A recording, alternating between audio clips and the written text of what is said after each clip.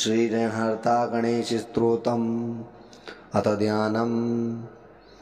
ॐ सिन्दूरवर्णं द्विभुजं गणेशं लम्बोदरं पद्मदले निविष्टं ब्रह्मादिदेवे परिसेव्यमानं सिद्धयूर्तं तं प्रणमामि देवम्। ध्यानं समर्पयामि। श्रीगणेशाय नमः। षष्ठयादो ब्रह्मणा सम्यकः पूजितः फलसिद्धये सदैव पार्वतीपुत्रः ऋणनाशं करोतु मे। त्रिपुरस्य वधात् पूर्वं शम्भुना सम्यगर्जितः सदैव पार्वतीपुत्रः ऋणनाशं करोतु मे। हिरण्यकश्यपवादीनां वधार्थे विष्णुनार्चितः सदैव पार्वतीपुत्रः ऋणनाशं करोतु मे। महिषस्य वधे देव्या गणनाथः प्रपूजितः सदैव पार्वतीपुत्रः ऋणनाशं करोतु मे। तारकस्य वधात् पूर्वं कुमारेण प्रपूजितः सदैव पार्वतीपुत्रः ऋणनाशं करोतु मे। भास्करेण गणेशो हि पूजितश्छविसिद्धये सदैव पार्वतीपुत्रः ऋणनाशं करोतु मे। शशिनां कान्तिवृद्ध्यर्थः पूजितो गणनायकः सदैव पार्वतीपुत्रः ऋणनाशं करोतु मे। पालनाय च तपसां विश्वामित्रेण पूजितः सदैव पार्वतीपुत्रः ऋणनाशं करोतु मे। इदं तृणहस्तोत्रं दिव्यदारिद्र्यनाशनम् एकवारं पठिन्नित्यं वर्षमेकं समाहितः दारिद्र्यदारुणतकृत्वा कुबेरसमता व्रजेत्। इति श्री ऋणहर्ता गणेशस्तोत्रं सम्पूर्णम्।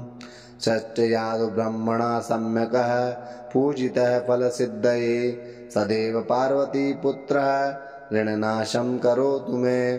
त्रिपुरस्य वधात् पूर्वं शम्भुना सम्यगर्जितः सदैव पार्वतीपुत्रः ऋणनाशं करोतु मे।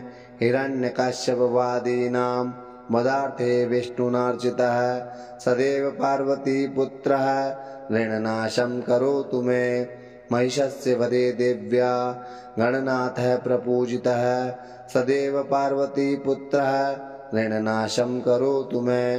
तारकस्य वधात् पूर्वं कुमारेण प्रपूजितः सदैव पार्वतीपुत्रः ऋणनाशं करोतु मे। भास्करेण गणेशो हि पूजितश्छविसिद्धये सदैव पार्वतीपुत्रः ऋणनाशं करोतु मे। शशिनां कान्तिवृद्ध्यर्थः पूजितो गणनायकः सदैव पार्वतीपुत्रः ऋणनाशं करोतु मे।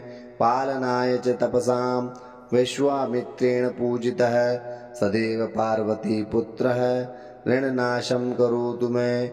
इदं तृणहस्तोत्रं दिव्यदारिद्र्यनाशनम् एकवारं पठिन्नित्यं वर्षमेकं समाहितः दारिद्र्यदारुणं त्यक्त्वा कुबेरसमता व्रजेत्। इति श्री ऋणहर्ता गणेशस्तोत्रं सम्पूर्णम्। षष्ठयादो ब्रह्मणा सम्यकः पूजितः फलसिद्धये सदैव पार्वतीपुत्रः ऋणनाशं करोतु मे। त्रिपुरस्य वधात् पूर्वं शम्भुना सम्यगर्जितः सदैव पार्वतीपुत्रः ऋणनाशं करोतु मे। हिरण्यकश्यपवादीनां वधार्थे विष्णुनार्चितः सदैव पार्वतीपुत्रः ऋणनाशं करोतु मे। महिषस्य वधे देव्या गणनाथः प्रपूजितः सदैव पार्वतीपुत्रः ऋणनाशं करोतु मे। तारकस्य वधात् पूर्वं कुमारेण प्रपूजितः सदैव पार्वतीपुत्रः ऋणनाशं करोतु मे। भास्करेण गणेशो हि पूजितश्छविसिद्धये सदैव पार्वतीपुत्रः ऋणनाशं करोतु मे। शशिनां कान्तिवृद्ध्यर्थः पूजितो गणनायकः सदैव पार्वतीपुत्रः ऋणनाशं करोतु मे। पालनाय च तपसां विश्वामित्रेण पूजितः सदैव पार्वतीपुत्रः ऋणनाशं करोतु मे। इदं तृणहस्तोत्रं दिव्यदारिद्र्यनाशनम् एकवारं पठेन्नित्यं वर्षमेकं समाहितः दारिद्र्यदारुणं त्यक्त्वा कुबेरसमता व्रजेत् इति श्री ऋणहर्ता गणेश स्तोत्रं सम्पूर्णम्।